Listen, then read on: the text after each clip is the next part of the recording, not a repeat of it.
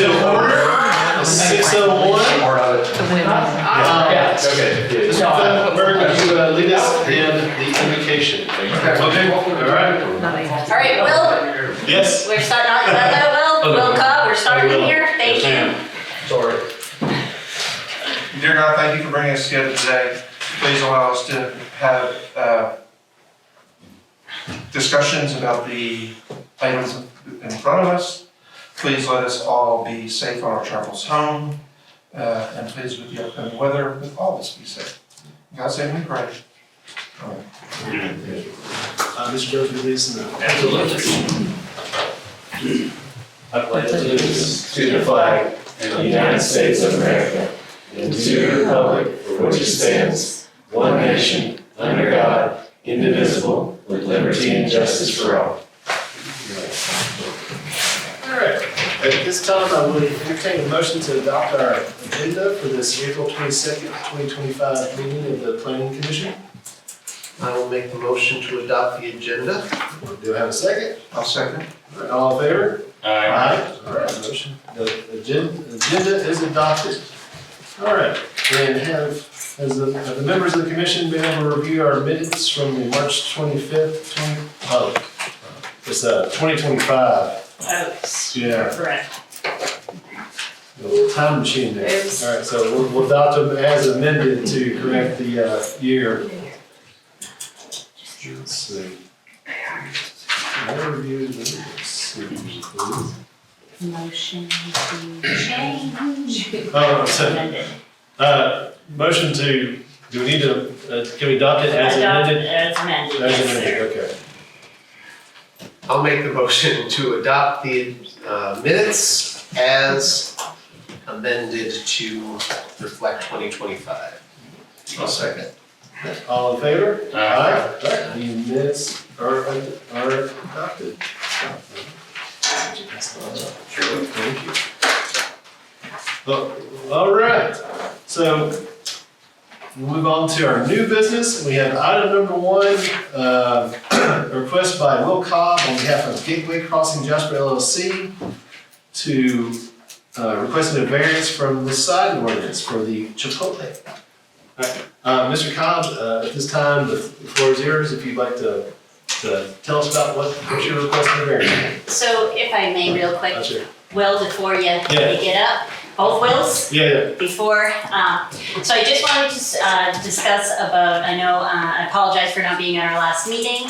And I knew there was some discussion about amendments to the sign code and things that are going to be forthcoming. So we have started the process for the amendments to the sign code, but as with anything, this is not a fast task. It takes, everything has to first be, addressed, all the items. So when you open the sign code, you don't address one thing, you address everything. So it will not be done immediately, but we are taking, if you have any specific things that you think that we need to address, we are definitely taking recommendations. Council has already handed this down to staff to start looking at changing certain items. But if you all want to add to that, please, if you see anything in the sign code that you think that may be addressed, we'll definitely have a discussion and see, as with changing anything, you have to look at the repercussions on how it will affect pre-existing as well as things moving forward. So I just wanted to let you guys know that we are addressing it. And then of course, before this all goes for approval, it has to come to this board first for recommendations. So we will discuss the sign code when those changes have been made and approved by legal, and then we'll advertise, and then we'll start the open discussions about those. So unfortunately, as you know, an applicant has a right to file a variance at any time. We cannot prevent them from filing a variance, and although our code may need to be updated, it cannot be reflected at this time. Would that be like a workshop that we would have to kind of get in-depth understanding of everything too, or is that just kind of? So usually what ends up happening is we'll have that discussion on the floor. So we'll Gotcha. start talking about things and working things out. And then you do not have to make a recommendation. You can also say, let's come back to this, and we won't take it to council. We will table it at council as a public hearing, and then come back and work through what your recommendations would be on the altered language, or if you feel that everything has been addressed, or we need to look at other things, so. Makes sense. Thank Is there any timing on when we would see that? I'm sorry? Is there any timing on when we would see that? I mean, with all of the other things that we're doing right now, I'm hoping to have something in maybe 90 days. Good deal. All right, thank you. All right, I'm sorry, Mr. Cobb, you can start with your presentation. Well, we've obviously done this is the third time. Yeah. And so, so we respectfully ask that you guys amend, I guess, the current sign ordinance to allow us to do 3 signs on 3 of the facades of the building. But also, I think we're underneath what your maximum is too. So, and of course, Chipotle will only have a monument sign out, front as well. Facing Camp Road too. And Dave is here tonight, who's actually working with me. We're actually building this building. Okay. So we'll build that, and so we're in control of all that, but, I'm here to answer any questions if you have any, but, obviously we feel like it does create a hardship for us because Chipotle, like the other national brands that are out there, they have distinct signage, and that's what corporate, expects and recommends too, so. Yep. Sure.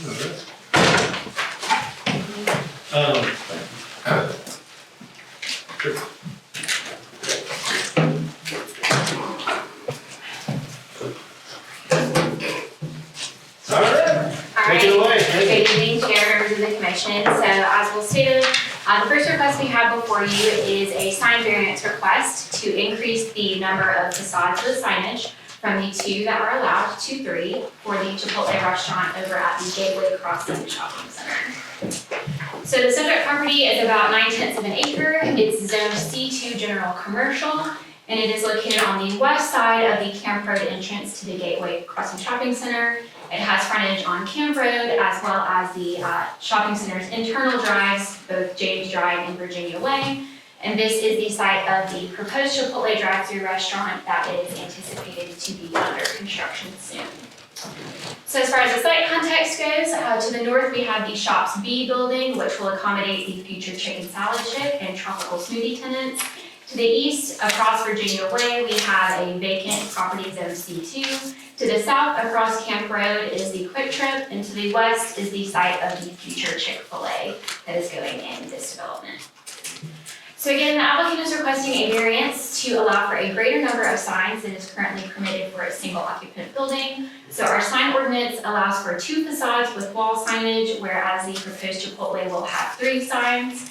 However, I do want to note that each of these signs is only about 38 square feet. So the total sign area of 114 square feet will still comply with our 200 square foot area limitation for the building signage.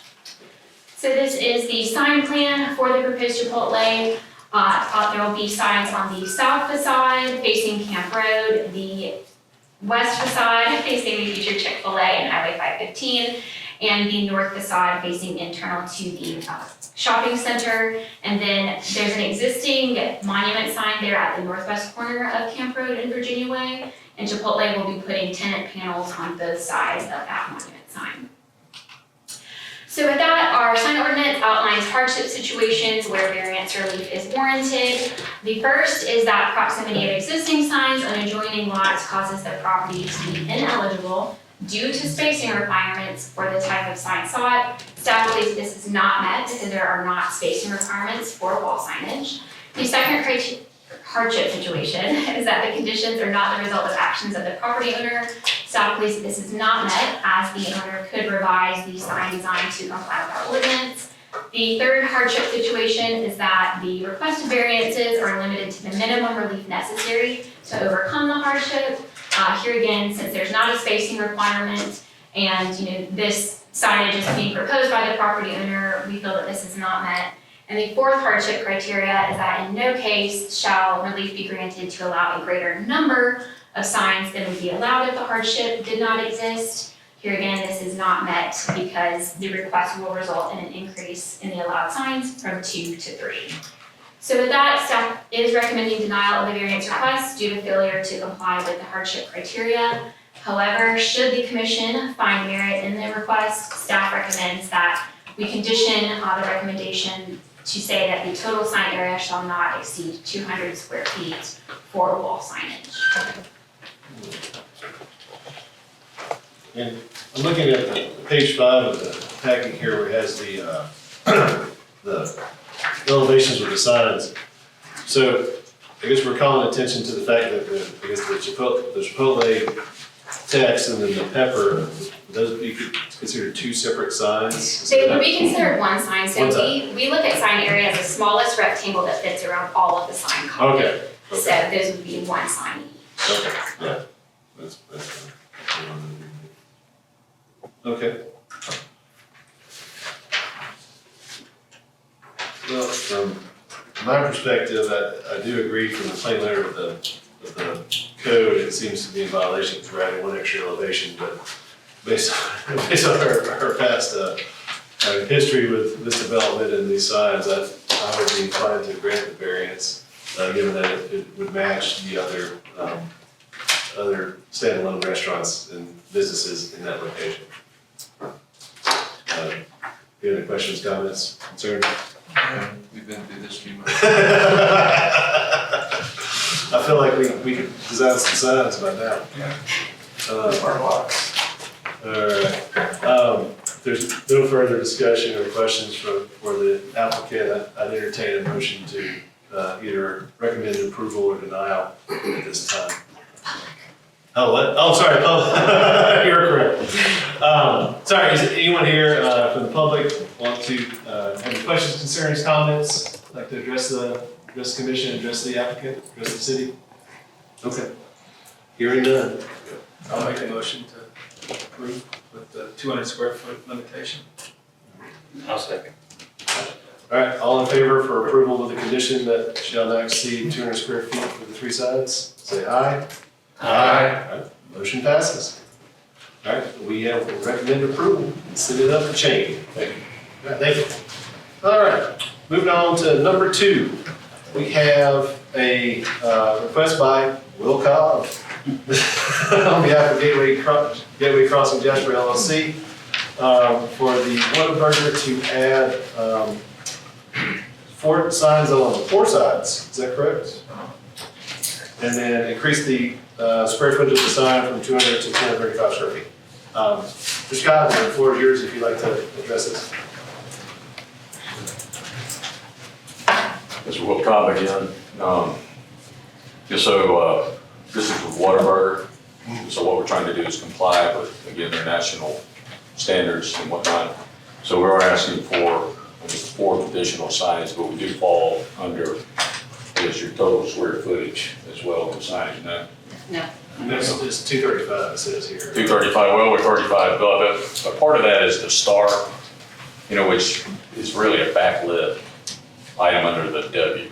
And so, but you guys count it as part of the square footage there. But, again, while, I do own the lots and you do own the buildings and whatnot, I can't, as an owner, I can't force these guys to change their signage. So it does create a hardship because if they don't get these things, they may or may not come. So that's why we're coming in to ask for the variances, again, like the Longhorn and Chipotle, but I respectfully ask that the commission grants the variance, and I'm here to answer additional questions. So thank you. All right, thank you, Mr. Scott. And just to be clear, they're asking for a total of 6 signs, where everybody has asked for 3, and then the other ask is for 235, where everybody has kept it under our 200. Let's see. All right, stop. Alright, so as Mr. Cobb stated, these are sign variance requests for the Whataburger development within the Gateway Crossing Shopping Center. There are 3 different variances that are being requested.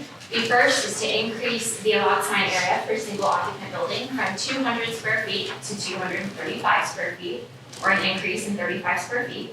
The second is to increase the allowed number of signs per building facade from 1 to 2 on 2 of the 4 building facades. And then the third request is to increase the allowed number of building facades with signage from 2 to 4. So where our ordinance allows for 2 signs, the proposed development will have a total of 6 signs. So as far as the site overview goes, the area is approximately 2.5 acres. It's zoned C2 general commercial. The property has roughly 388 feet of frontage on Highway 515. The remainder of the property fronts on Virginia Way, the internal access drive, and this is the site of the proposed Whataburger drive-through restaurant. So for the site context, to the north, there is the Day Chevrolet. To the east, northeast, there's vacant property as well as the Publix pharmacy. To the south, across Virginia Way, is the future Longhorn. And to the west, across Highway 515, is the U-Haul drive-in self-storage facility.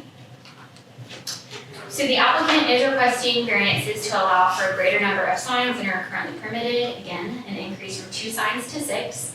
Our sign ordinance allows for 2 facades with wall signage with 1 sign per facade and up to 200 square feet of total sign area.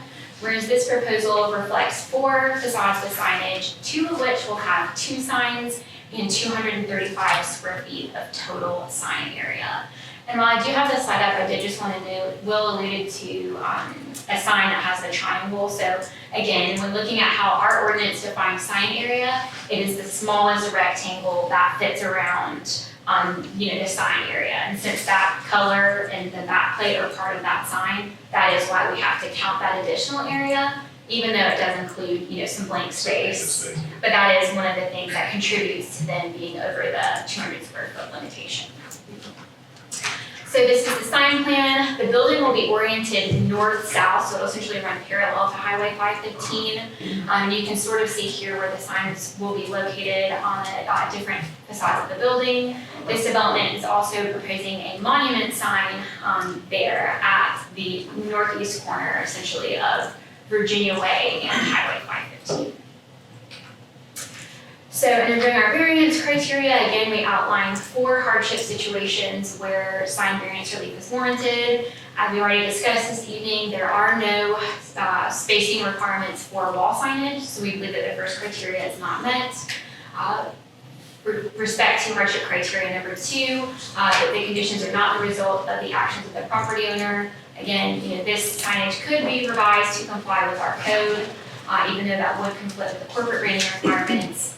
The third hardship is that the variances are limited to the minimum relief necessary to overcome the hardship, and staff believes that this is not met as the signage could be consolidated, and again, there is no hardship related to sign spacing. And the fourth criteria is that in no cases shall relief be granted to allow for a greater number of signs than would be allowed if the quote-unquote hardships did not exist. Since this request specifically will increase the signage from 2 to 6, that is obviously in direct conflict with that provision. So with that, staff is recommending denial of the variance request due to failure to comply with our established criteria. However, should the commission find merit in these requests, we would condition them that the total sign area shall not exceed the 235 square feet as requested by the applicant. So with that, I'd be happy to answer any questions. Do any of the elevations point back to the parking lot? I'm trying to get a feel for all the elevations and where people would encounter the signage. Sure, so there will be the W, like Whataburger logo on the north facade facing Day Chevrolet.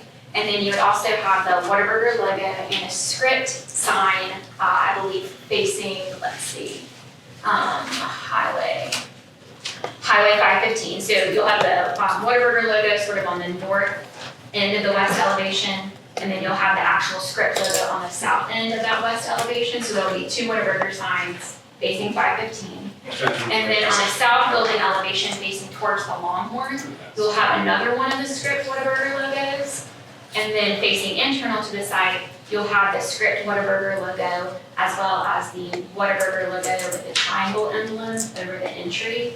And I can kind of go back to the sign. So that the top elevation will face internal to the site. The middle left elevation, I believe, will face towards the Longhorn. And then the bottom elevation will be facing towards Highway 515. And then the middle right elevation will be facing, I believe, towards Day Chevrolet. Okay. Is that one visible from 515? The Days elevation, the north Yeah. elevation, if you will. Yeah, what I'm trying to get to is could one of, these signs be removed that is not facing either Camp Road or 515 or visible? Because once you get on the lot, you're gonna know you're at Whataburger. There's gonna be enough signage that people will pull them into the parking lot. So I'm just trying to figure out how we can get them down below 200. And is there a sign that's not visible from the road that we could eliminate or recommend to eliminate and not impact the business? So I would defer to the applicant on whether or not they'd be willing to eliminate this. I mean, my understanding based on what the applicant has provided is that this is Whataburger's corporate branding and they really don't want to, But the corporate branding is the signage. I mean, I'm sure they have situations where they don't get all signage approved. I'm sure that's like this is probably the standard package, but there's always gonna be options. Either to shrink the signage, which I know they probably don't want to do, or eliminate a sign that is not impactful for people that are driving past the site. You mind if I go ahead? Yeah. Yeah, well, one, I don't have the authority to do that, because, I don't work for Whataburger, but the one thing too is, really, as you come this way, Longhorn sits up much, much higher. So you're probably a good 20, 30 feet above this lot. And so when you take a right, you start going in and up. So then when you come here, you're dropping down. You drop. So maybe you drop here. So this entrance is being pulled up. So the entrance that you see now here is being moved. It's gonna come up higher. So the lot sits down. It's not, you say it's in a hole where you think you've got a lot of good visibility this way. But when you come down the hill, you're really sitting low. So, and then we have all our parking coming across flat from there. So you'll really be sitting, kind of looking down. If you kind of catch my drift and go out there and look at it or whatever, but. I can go back to the site context, but then. Yeah, so, yeah, right. So you can see Longhorn and everything's gonna be way up here. So we're down, and then the road is even below this. Pretty good satellite. So you're coming up, and on this side, the road's probably 10 to 15 feet below. So is the signage facing the Longhorns not effective? Well, If it's being blocked, is that, I'm just trying to solve for the 235. Is that road between the Longhorn and? Yeah, so this is a separate standalone parcel, so, and the building, really, if you look at it, it's actually gonna be sitting over here. So this part, frankly, the public's monument sign probably sits right in this area. But again, this is I'd have to go back to corporate and ask hey, can you get rid of something or not? But, that's really, from a visibility standpoint, from the highway or anything like that, you're not gonna see a lot of this anyway. Now if they're gonna pay for it and put it up there, it's up to, Whataburger, I guess, but, from visibility, it's gonna be low, so it's not gonna be in anybody's eyes or anything like that anyway. So the angular, I guess the triangle behind the Whataburger symbol right there. Yes. Very unique today, actually drove by the Whataburger that's being, I guess, built in Hickory Flat area, and actually saw the actual building itself, and that actual triangle is more of a structural than it is a signage. So, in the way I kind of view it is that, yes, for what our sign ordinance does, it does say we use the rectangular or the square circumference of that, but the actual signage is the actual logo itself, how I viewed it, how I saw it in actual, real life today. To me, that's a part of the facade, and I would lean towards more granting the variance because that's a structural part of the building. And I think that would probably put us at the pretty close to the 200 square foot marking area. Because you lose all this corner area, and the way you calculate it, it has to be by a box. Correct. And so it's 10 by 10, but you're right, it's a structural piece. Yeah. Other than the W. Do we know the square footage of the triangle versus the square? You're losing 8 square feet.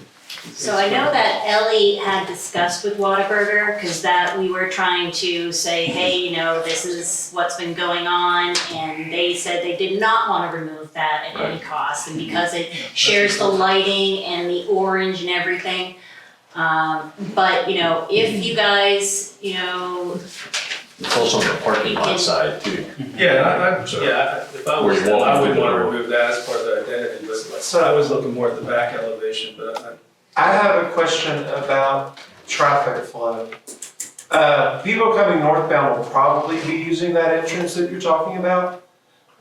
What about people heading southbound? Would they not be more likely to be coming in through Camp. Camp? And if they're coming through there, they would be somewhat They would be seeing that top elevation as they come. if they're coming around, they're gonna come around that corner and they're gonna see all the restaurants there, and some of them will have signs in the Whataburger. I mean, that's nothing. I mean, they're coming around from Publix. That sign, I think, might be a little bit more necessary than we think. That's true. You know, and a lot of these corporate guys, you know, they really take their branding very seriously. You know, especially expanding into new markets. yeah, I mean, the question I have is like, where does it stop? Like, it doesn't, yeah, it's a 15% increase over the allowed square footage. And it may seem on the surface like that's fine, but the next one that comes and wants 250 and then 300, like, at some point, we gotta say our standards are standard until we change it. And I don't know if, you know, like the back elevation, if that is an option to remove that logo. I mean, on top of that, you got six versus the 4 or 3 that the others have. I mean, if I'm a competitor sitting in that parking lot, I'm like, whoa, wait a minute, like, where is my signage? We're trying to play by the rules, and then you approve 235, whether they know that or not, they probably don't, but Well, on that point, you know, everybody, as I mentioned before, is, you know, all these users have been here when I first submitted the very first plan in 2020 or whatever year it was. So all the people, like the Chipotl's and everybody knows who's there. Sure. And they're all comfortable, you know, with everybody else's signage. You know, so as far as this development goes, I think everybody's, you know, okay with that. But, you know, we're just trying to deal with kind of the cards we're dealing currently. I think we need to, I think we have to look at the development itself as almost in some ways as a singular entity as well. Does it make sense for this particular area and versus a different area where it wouldn't make sense, you know, and that's kind of where we look at our line in the sand, so to speak, like, you know, does it make sense particularly here where it wouldn't make sense otherwise, which is why we have the ability to grant variances for specific ordinances that we have. There's not gonna be a cookie cutter across the board for everything that we bring into our municipality and our jurisdiction. I think we have to kind of keep that in the back of our minds when we're looking at these variances. I know we've set precedents with the previous tenants, and I do also have a concern with the creep of, you know, allow a little bit more, a little bit more. But we have to have some flexibility with the corporate people that are going to be there. So I have a little bit of a question about those signs A and B. That's the long Whataburgers and then just the W's. Do you know if the manufacturers of those signs are able to adjust up, or in this case, adjust down a little bit to match and get closer to that 200 square feet that we've been setting? I understand you have to go to corporate and ask the manufacturer, but These guys are from Texas, you know, they like stuff big, you know, but, you know, probably not. I mean, I don't know that, you know, a lot of these things are just packages that come out, and, you know, this is a standard prototype, you know, it's a building, you know, they built one in Oakwood recently, they're building one in Gainesville, they're building one as you guys have seen, and, you know, they go everywhere. And it's kind of like years ago, we tried to do a Cracker Barrel in Dawsonville. And they wanted it to be all brick, 4-sides brick. Well, they just picked up and went down to Cumming. Because they said, even if you're blind, you know, or not blind, if you can't read, you know that's our prototype. That's Cracker Barrel. It's whether you go to this town or 20 towns. And so, you know, I can't answer that they would or wouldn't, but probably, you know, that would be a whole new redesign, going back and measuring and figuring stuff out. And, you know, two, when you build these buildings, you only typically use 1 or 2 contractors because the plugs are where they are and everything plugs in. And so here, you know, what does that do to the electrical? Where are the plugs, your widths? You know, it just kind of gets into a lot more in depth, more likely. I mean, I'll be glad to ask the question if you want me to, but I don't know the answer. As a follow-up question to take at the same time, does the contractors or the builders right now, would they incur any fines from corporate if any signs were eliminated? Such as if the 2 W signs were eliminated, which would bring it, if my math is correct, down to 205 square feet, which is still a creep, but a lot closer to what we're doing. That wouldn't happen. You know, you No can't. fines? Well, no, I mean, they wouldn't build a building and not put up what would they signed up to do. You know, I mean, Whataburger would never sign off on the plans for that to be built or permitted, and then the contractor not put up the signs. Is that what you're asking? I mean, Basically, if you go to corporate saying, the town is saying that they're not allowing these Ws up, does the contractor incur any fines from corporate? What standards are corporate holding? that would be a discussion between me and them on whether or not they come or not. You know, can you live with the ordinance or not? The contractor wouldn't have anything to do with it. Oh. You know, so we hire them to build the building per the plans that are submitted and stamped by the city.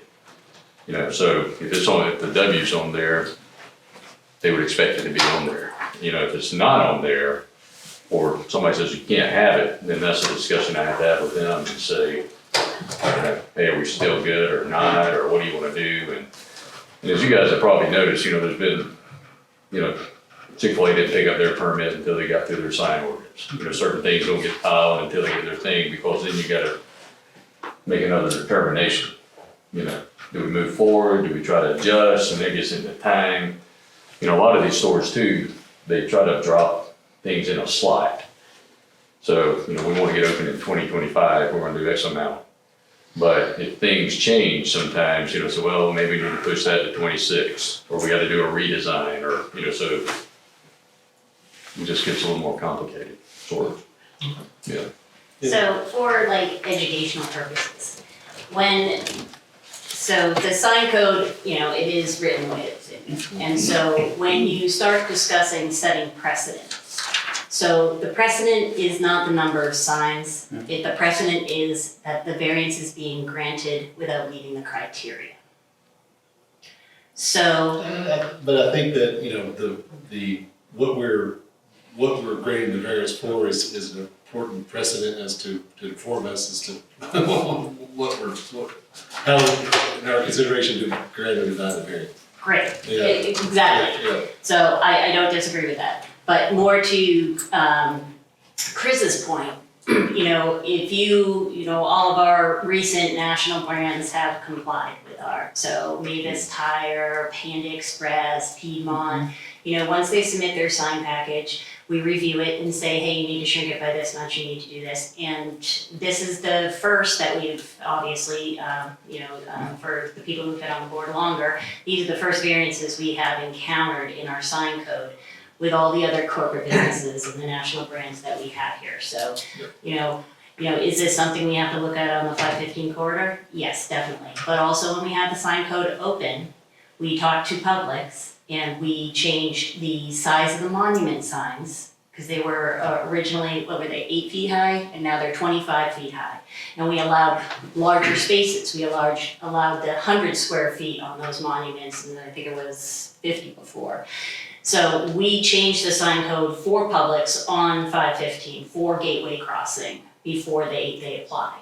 So yes, we obviously, you know, things do evolve, but again, you know, plenty of people do comply with it, and you know, whether this is an outlier or what have you, you know, variances are not supposed to be easily granted.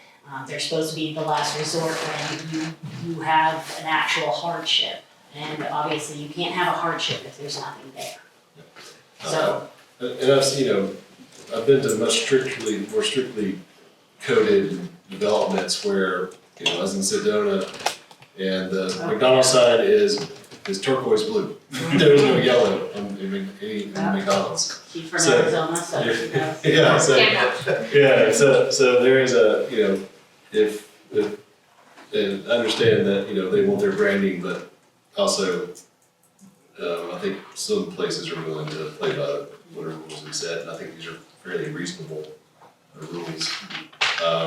And to your point, I'm from Cape Cod, Oh, yeah, and Massachusetts, home of Dunkin', yeah, and we have wooden Dunkin' signs that are not purple and orange. yeah, They are Cape Cod cranberry red yeah. and bayberry blue. So, and as you know, everybody in Massachusetts runs on Dunkin', so. Remind me again what that back elevation. With the back, so when you say back, The middle right, it says back elevation. middle right, okay. The so middle that's- right So that's just the W logo, so that would be the just elevation that faces Day Chevrolet. Just only, it has one So that's the side. north elevation, so. But then you have the monument sign, that's gonna be double-sided. They do have a monument sign. But they are allowed to have the monument sign. So, and that's where we get to the, you know, the two wall signs and the one monument sign. I feel like I've worked for Coca-Cola for 25 years, so I know the importance of branding, like I get it. But I do feel like it's reasonable to go back to Whataburger and ask them if we can remove that back elevation sign to get closer to our requirement. That's how I would. You can't shrink the signs, I get it, but if you remove that, you get to the 205, I think that's a reasonable request from us. To get down to 205, you would have to eliminate both of the W's, Oh, would the little W's. Yep. If you eliminate just that back one, that is going to be, did my math, 220. And what if we kind of just. I'm inclined to, you know, taking into account all the negative space and the pyramid W. This, So- I was not gonna try to touch that one, honestly. To figure out the math. Yeah, that math. I mean, because me personally, the art, the triangle behind it is structural. I mean, it's more Certainly decorative. decorative, yeah, not structural, but decorative. It's part of the, you know, lighting for the building, I think. And I understand where the ordinance is written, but I think that without that and just with the W logo, I think that it's, We'll do three sides, that takes care of it. we would be a lot closer in passing that, and I think that's just the way that our code is written, so. Yeah. But I think I have Alright. enough for me, at least, y'all, Yeah. what you need to do. And then, is there anyone from the public that would like to comment, questions, concerns? Alright. And I think we could talk about this for a long time. But my inclination is to not approve the variance for the signs on the four sides and limit it to 3 signs, as all the other, businesses have. And I think if you do that, then you probably get down closer to the 200 square feet for the signage. So, you know, I think it's a tough thing for me to say, you know, eliminate that, probably get closer to 200 square feet, so we don't need to allow a variance for the additional, for above 200 square feet. I think if we just say, okay, you get 3 signs, three facades. That's kind of where I am, but obviously feel free to disagree. I'm sort of agreeing and disagreeing. Okay, yeah. My line of thought is approving the variances as allowed, including 4 sides, but limiting what our condition is and changing the condition from 235 and size it down to either the 220 or the 205. That would give Whataburger the option to have 4 sides, but they have to be much smaller, or to eliminate 1 or 2 of the little W's. Yeah, I don't know that we can eliminate it. Can we provide a conditional variance for either you have So you can definitely say you're allowed to have 4 signs or 4 facades. on 4 facades, but they have to be under 200 square feet. So you can make that recommendation. Yeah. You can also table it and see what corporate says to Mr. Cobb. With that recommendation, this is where we're leading, and you can also request that as, to table and go back as well, but instead of, if there's going to be a different outcome that. Yeah. So, I'm not inclined to table it just because, again, we're a advisory committee, so we're not actually making decisions. And I would hate for it to get held up here when it could be resolved when it goes in front of the city I council. think if you phrase it as maximum of 4, you can't go more than 4 sides. You can have 4 sides. I don't know, if you tell Willie he can have 8 on his octagon building, he'll take 8. No, it's not like that. I mean, Yeah. you know, all we're trying to do is comply. You know, Yeah. like, when you think about this, I mean, you know, 515, people are doing 70 miles an hour now. You know, so it's a major corridor right there. Now, Will, you know you're talking to locals who know that you cannot go 56 through there because we got our favorite I'm not standing out there. I've City seen of it Jasper. before. Do you want to talk to our City of Jasper representative back there? There's a lot of tax records.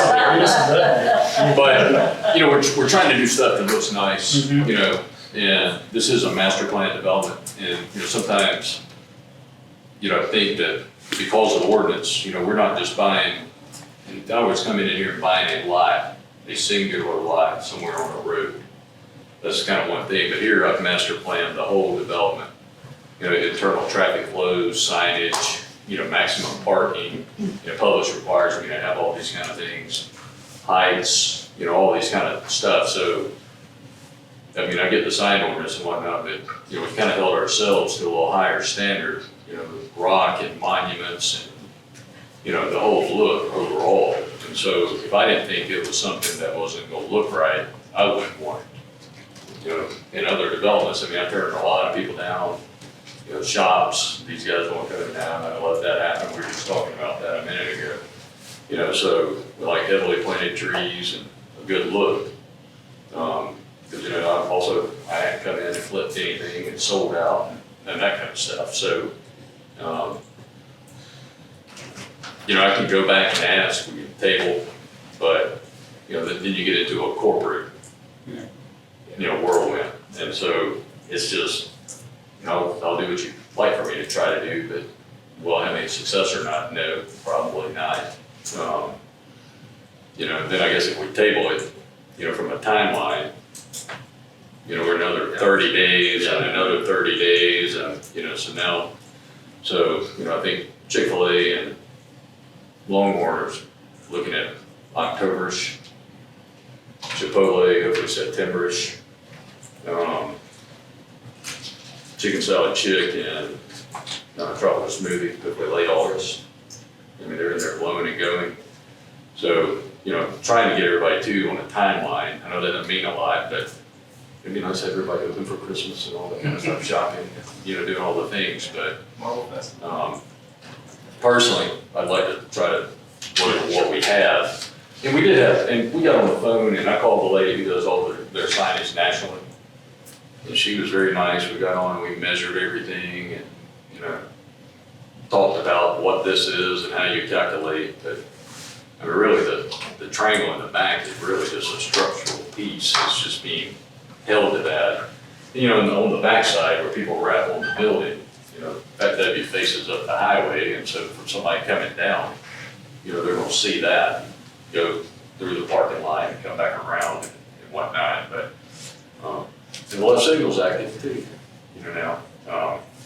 So I would respectfully ask if we could get the last variance through, and, get these guys to submit their plans and get in there and go. So, that's the council's call here, the commission, so. So, my motion would be for 3 sides and, we could get it, I would be okay with the 235 square feet with the 3 sides, given the method of calculating that triangle feature. That would be my explanation. Question for Mary. It sounds like what Will's getting at is that he wants to approve 2 out of the 3 variances on here, but denial of the 3rd. How do we split that up as a motion if he were to make that? So you can just address them individually. So, the first. Denial, approve, denial. Correct. So where it is on the agenda, how it is laid out, variance 1 would be allow sign area from 200 to 235. And then the second one being the increase allowing more than 1 sign per facade. And then increasing the allowable number of facades. So you can address those equally or all at once. So with variances, I like to be very specific, because if you say, yes, you can have 4 signs, then they might put all 4, or you might, yes, you can have more than 1 sign on a facade, but then you might have all 4 signs on that facade, because it's still meeting the letter. Not saying that that's gonna happen, but it still meets the letter. Okay. So if you were saying, like all the other businesses, the 3 sides and the 200 square feet, you could just say that as is and address all the variances that way, and that could be incorporated as a denial for the variance request for more than, for the 6 versus the 2 and the,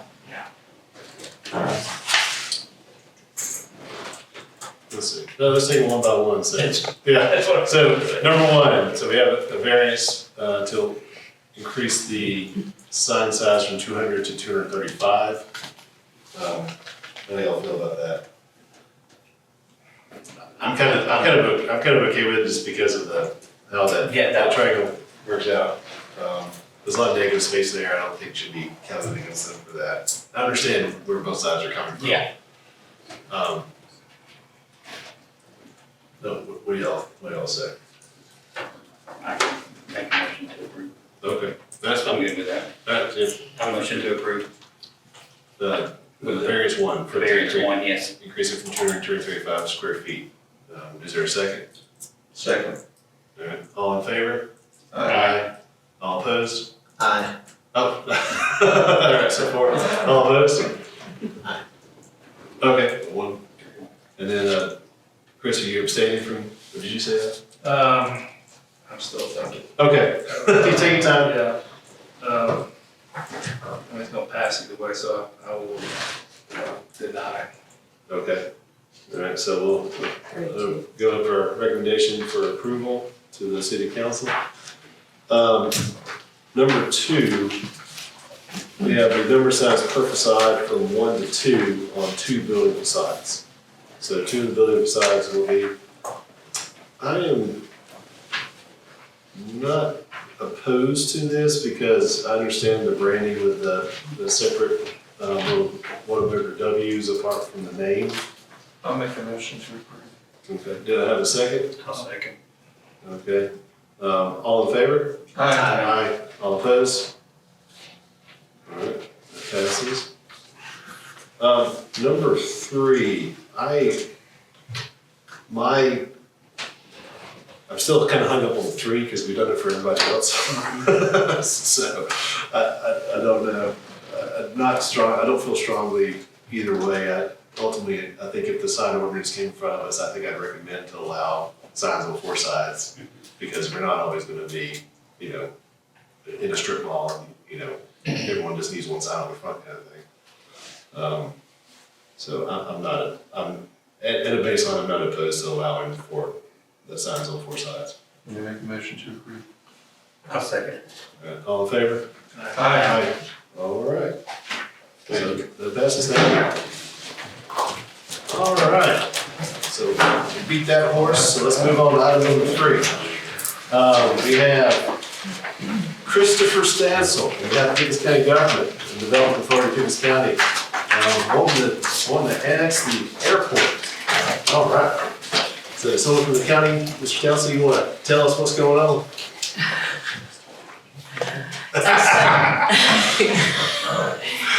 So,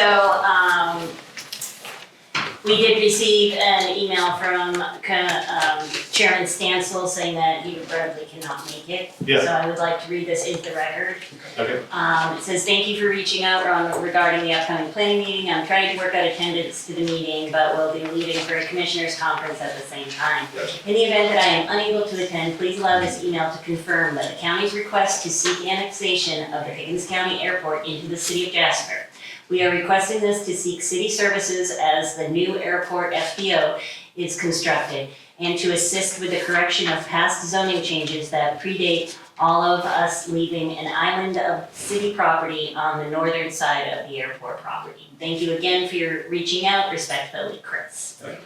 So, if you don't mind, I would like to address the annexation and the rezoning in the same presentation. We will Please do. vote on them separately. So, as the chairman stated, this is a request by Pickens County government as well as the Development Authority to annex 140.59 acres located at 193 Pickens Airport Road into the city of Jasper, and also to rezone it from highway business to M1 general industry. So I'm sure all of you are pretty familiar with this, and as Mr. Chairman Stansel alluded to, you can see that there is a bit of a donut hole where we're isolated there. So for the way that I understand it is that this would definitely put things, ratify what was done in the past incorrectly and to correct this moving forward. So the highlighted portion is everything you see in the landing area, and then those little squares in the building, those are the personal property hangars that are at the airport but are not represented on the actual, it shows up as those weird little lots. So those are just hangars that are on the property but are not represented right there. So would they remain They don't, county property, so we're not annexing those private? so if they are on the 140 acres, they will come in. Okay. So, again, I know that there has been some speculation about tax purposes and everything like that, and this has nothing to do with that. So, the one thing that the city has that the county does not have is sewer. Yeah. So, as you know, the city requires you to be in the city to receive our services. And also, this has to do with our service delivery area where we are tied into over there. This is our delivery area, so it only makes sense. So, site context. So the northern portion of this property also includes the GDOT yard that's up there, as well as it's abut by Amicalola, Piedmont Village, and then of course the other hangars that are out there. So again, the request is to annex the airport in and to rezone it to M1, which allows obviously an airport and terminal uses. So again, this illustrates in our zoning map how we have that property in purple. So anything in white is county, and so you see we're not touching anything. So the purple properties that are in the city do not touch anything else. And so when you're annexing in, or annexing in or de-annexing, you have to be touching other properties that are zoned for the city. So where this would be filling in that gap and replacing and making this whole area and not isolating what we refer to as the horseshoe out there. So again, our future development map, as always, we look at this for our in our comprehensive plan. And as you can see, this is red as in our retail busy commercial corridor. And this would also remain that. We did do industrial zoning just because of the harder uses that may come up with having a larger airport now, because they are extending the runway. So we may have new tenants such as distribution, FedEx, UPS, all of those things. They like to locate next to these airports and stuff. And they are now, from what I understand on all my planning stuff, they're coming out with new aviation models that are smaller than their usual cargo planes to get things to other places in. So from what I understand, with the increase in the runway, they can now accommodate G6. And so you get the larger jets that can now land at the airport. So we are, of course, recommending approval of the annexation. And of course, we are recommending approval for the rezoning as well. And with all of our other things, no commitment to sewer and water and sewer availability. Obviously, this is, we have water out there, we have sewer out there currently, and the city council and mayor and legal are working through just wrapping up that sewer issue out there and making sure that we have everything that ties in properly so that the county can move forward with building their terminal. So we will not be taking over the airport. We will not be running the airport. We are not doing this for tax reasons. This is only to fill in the hole and also to comply with our water sewer requirements. So that they can't build a new terminal without the water and sewer access? Is that what it comes down to? Is that... More or less, yes. So the alternative would be you'd have to have septic and well. And so where they're expanding it and the high usage, the high impact usage, that a septic for the size of the terminal and also the heavy use of the property, a septic may not be the best choice just because of everything you know how a septic is set up and it's built into the, so with everything landing on that and compounding it, it's not your best use of the septic system over there. Especially as the location of the terminal, let's see if you can see it now. Where the terminal is gonna be is right where you see that little pop-out coming this way. They're doing the terminal over there, so they're really not a lot of options of where to put a septic. So they are already in the process of putting in the sewer line and attaching it, or? So the county had constructed a lift station a couple of years ago. And so the city is working to bring that into our system and create some intergovernment agreements with the county to facilitate that sewer. So with the easements and the documents that are moving forward, we will be able to have sewer out there under the city services. How will this affect fire, ambulance, all that? So, this may fall into our jurisdiction, but as you know, if anything is on fire, the fire department's right there. So, I'm not sure how fire is gonna work that out. That's, I try to stay out of the fire department Would stuff. there be any incremental training required by our fire department? Because now we have an airport in our city limits? So it would not require more fire for training. They are trained to, it's just a different use. So instead of, let's say aviation fuel, you don't put that out with water, you put it out with foam. So they have foam systems on site. So we are currently building, not us personally, but there is a new hangar that's being built out there. And so, we have a requirement that anything over 10,000 square feet has to be sprinkled. Well, they don't sprinkle because they don't use water, they use foam. So the different uses of, and for what the chief says, that they train on foam anyway, so. Yeah, the fire departments are trained multi-jurisdictional across multiple different counties. They've been training for aviation since with Cherokee County for years, so. It's just like It's water a- rescues. We Yeah, don't usually it's- have water rescues, but they're all water rescue certified. Yeah. Or bridge rescues where they rappel 300 feet. And, Yeah. we don't have those really that either, but It's they a are all. consistent training across the board for anything that could arise. I guess my only question is for Mr. Mayor, do we want it? Okay. Yes, sir. Okay. May I? Yeah. Yes. Yeah, sure, please. Good evening, Chairman, Commission. Thank you for taking your job seriously. Thank you for hearing the interest in the items that came before you tonight. As Ms. Burgess was relaying, service delivery strategy is a huge part of why we're doing what we're doing.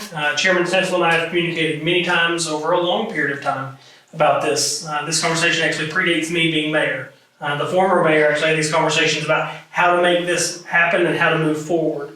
And so us annexing the city property, allowing the annexation of city for the airport is something that's not new to us. To answer a couple of questions, the fire department scenario, it's a really good question. The county fire department and the city fire department both have foam apparatus, and so they have that on their trucks, their engines. Our ladder truck specifically is outfitted with certain equipment to respond.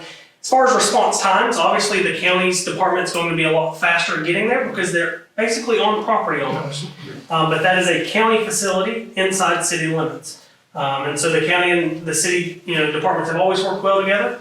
It does not require any additional apparatus at this time. Once an airport has regularly scheduled passenger flights, which I don't anticipate our airport having, that is what triggers the fire department apparatus to actually transition over to foam trucks or foam engines versus just canisters. And so until we have regularly scheduled passenger flights, I don't anticipate that being an issue. As far as the property itself and sewer, Mary Burgess touched base on that. The terminal that they're wanting to build at the county, the financing and the money portion of that does require that they have sewer. We're the sewer provider. And so as part of that obligation that the county has, what we want to do from the chair and also the mayor's point of view is make the errors of the past go away by annexing and making it correct, and then also assisting the county in providing the sewer services to the terminal. They also have hangars that are being built by private individuals. Those are currently constructed. They are on punch list right now, finishing out, and they have currently paid for their water meters, and they are ready to tap on as soon as we get the annexation taken care of. The lift station that's in place has been inspected by our engineers and our staff. It is ready to roll. It's built a little differently than we would have built it today, but it is operational and it's in good shape. And so we don't anticipate any issues with that. Any questions the commission may have for me? Great questions, by the way. Good for me.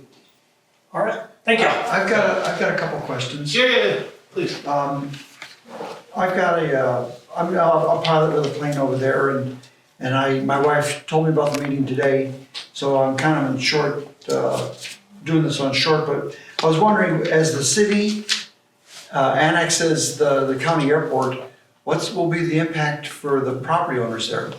Will they have to pay ad valorem to the city and the county?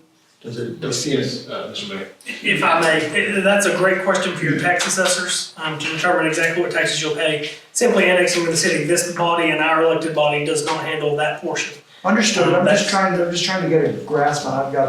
There's a whole bunch of folks that were communicating this morning, and that was one of the questions that came up. Are we going to be impacted by more taxes with the annexation? Sure. I would say your first point of contact, if you'll reach out to the assessor's office, ask them a couple questions. If they can't answer them, the Board of Commissioners may be able to assist you. If they're not able to, our CFO here and our finance team can certainly try to answer your questions. I don't know the actual impact.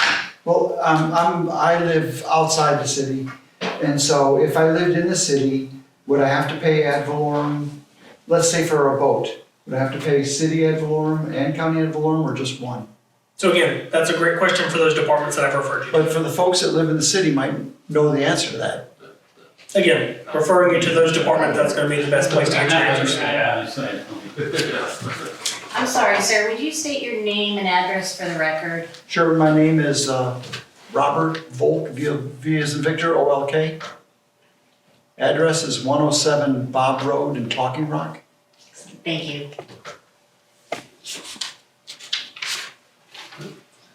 Any other questions, comments? Mr. Vaughn, do you have anything else? Any other Yeah, there was questions? it just seemed, you know, when you think about it, it just seems kind of odd that the county's gonna trade 140 acres to get a sewer hookup. It seems strange to me, right? Like a disproportionate trade. I'm gonna give you 140 acres so I can get a sewer hookup? Right, if I were a house being built, what would it cost me to get a sewer hookup? So with regards to like there is no trade here. They're not giving us anything. So the county properties operate under their own, you know, there is an IGA where we allow them to build at the county building code. So it's just located in the city. So if you had a house outside the city limits and you wanted sewer, you would have to annex into the city in order to have sewer. So that's what it is. We are not taking, buying, owning. This has anything to do with ownership. I mean, Mr. Mayor, you can talk on this as well, but they're not giving us anything. It is just so, you know, we hold our developers and everybody else in the county to the same standards as if you want water and sewer, you're gonna have to annex into the city. And it seems to me that the real play is the new terminal. Like, if we want a new terminal as a community, which I think is a good thing, I think that everyone would agree that would be a benefit to everybody, county and city. From what I've heard, that's really what's in play here. They can't do that without the sewer. So they're bringing themselves into the city limits so they can get the sewer, so they can build the terminal, so we can all benefit from commerce coming out of that terminal. It's what it seems like to me. And the airport is an island on itself. Everything around it is city already, correct? Correct. Except for that. Yeah, Except for that Yep, 140 somebody, correct, that is correct. which that's hard. This might be playing on what we've been talking about, actually. I wanted to ask that as far as in terms of the taxes collected on the land or the maintenance incurred by the city, how does this financially balance out? So, again, the taxes, I would not be able to speak on taxes. Because this is still gonna be county-owned property, I don't think the county pays taxes. Correct. So this is not gonna, you know, for the ad valorem, again, I can't address that. Correct. And then for like the existing roadways out there, what is that? The airport road actually is in the city and it's one of our roads, so it's already one of our roads. So we will not be maintaining or doing anything with the terminal. This does not we are not on the hook for the terminal, we are not on the hook for the runway, we are not on the hook for any of those items. Yep. So this, again, is strictly for the water, sewer, and of course to correct the whole. Did I answer all your questions? Yeah. Okay. Sometimes I speak some. I Any other comments from the public? Mr. Vogt, do you have any other comments, concerns? No, that's pretty much it. I was just mostly interested in impact.